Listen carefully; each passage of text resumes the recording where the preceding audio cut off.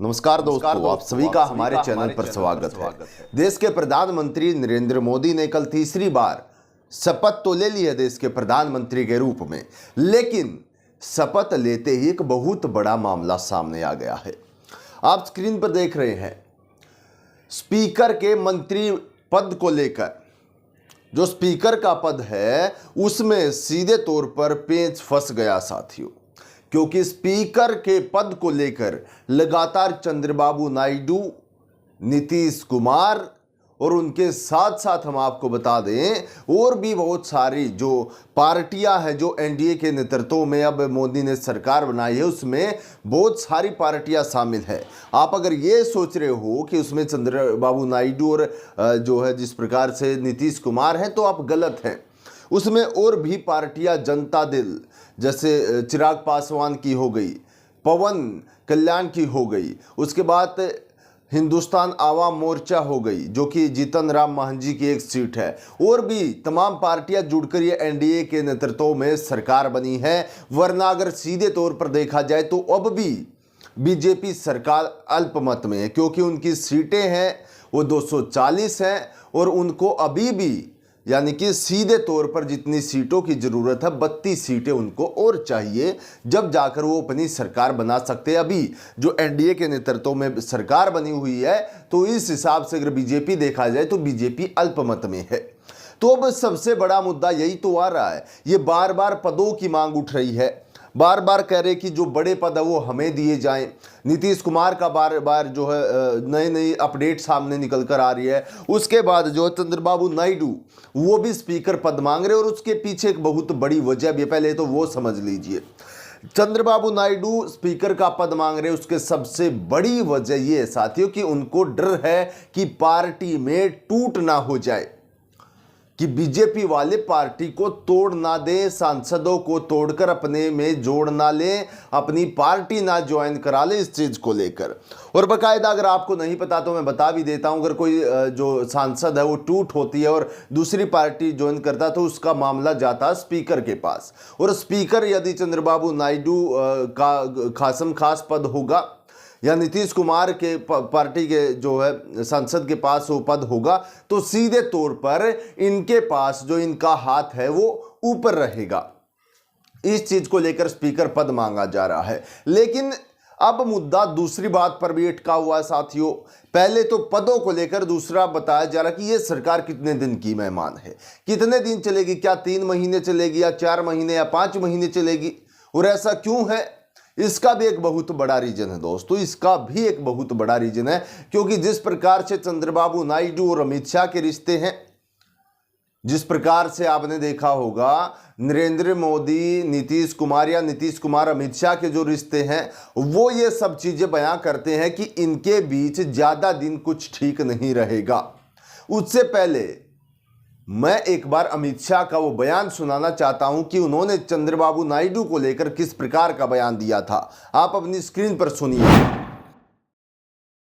चंद्रबाबू से बड़ा अवसरवादी नेता पूरे भारत के इतिहास में आपको देखने को नहीं मिलेगा। 1983 में कांग्रेस छोड़कर महान एनटीआर के साथ आए।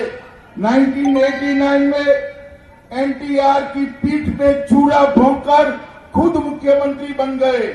बाद में एनडीए के अंदर दामन थामा, अटल जी के साथ हो लिए। जैसे ही एनडीए सत्ता के बाहर हुई, एनडीए से अलग हो गए। तो आपने ये सुना सीधे तौर पर किस प्रकार से चंद्रबाबू नायडू को क्या कहा जा रहा है, किस तरीके से कहा जा रहा है, आपने इस वीडियो में देख लिया। अमित शाह किस प्रकार से उनको क्या कहते हुए नजर आ रहे हैं। लेकिन दूसरी तरफ अब सरकार बनने के बाद, एनडीए के नेतृत्व में सरकार बनने के बाद सीधे तौर पर पदों की मांग उठ गई है। और हां, एक और बात कि नीतीश कुमार को लेकर अमित शाह के किस प्रकार के रिश्ते हैं, उसकी वीडियो भी एक बार दिखा देता हूं मैं, अभी वो भी देख लीजिए। तो आप स्पष्ट कर देता हूं, किसी के मन में ये संशय हो कि चुनाव के परिणामों के बाद नीतीश बाबू को फिर से भाजपा एनडीए में लेगी, तो मैं बिहार की जनता को स्पष्ट कह देना चाहता हूं और लल्लन बाबू को भी स्पष्ट कहना चाहता हूं, आप लोगों के लिए भाजपा के दरवाजे हमेशा के लिए बंद हो चुके हैं।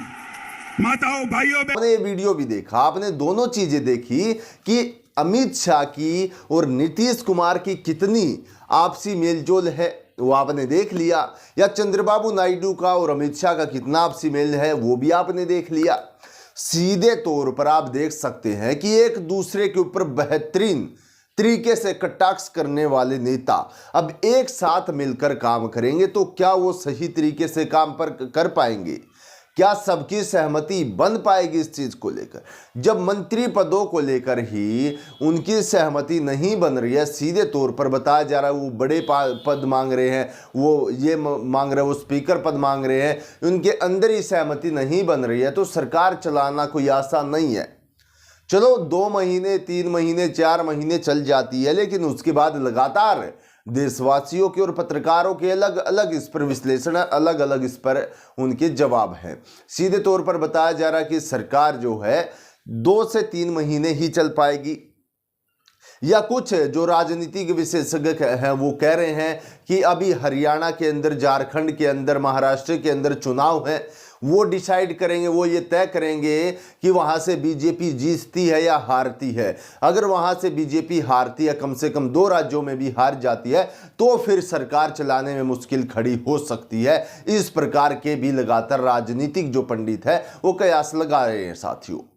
लेकिन अब सबसे बड़ा जो मामला सामने निकल कर आया है, सीधे तौर पर एक वीडियो सोशल मीडिया पर लगातार वायरल हो रही है, और वो वीडियो है जीतन राम मांझी की, जिसको कल जो कैबिनेट पद के लिए शपथ ग्रहण करवा दी गई है एनडीए की सरकार के नेतृत्व में।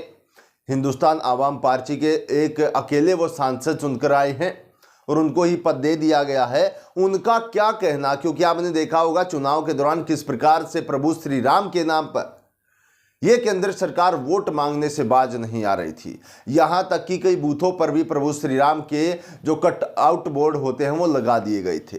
लेकिन जीतन राम मांझी जो इन्हीं के नेतृत्व में सरकार बनाए हैं, उनका क्या कहना? उनका कहना है कि प्रभु श्री राम से ज्यादा कर्मठ रावण थे। इस बयान को भी एक बार आप सुन लीजिए। तो आपने राम की बात हम कहते हैं या रावण की बात कहते हैं, तो सबको हम काल्पनिक मानते हैं। तो अपना कल्पना के आधार पर जो बात वो मान के कहते हैं तो उचित नहीं है।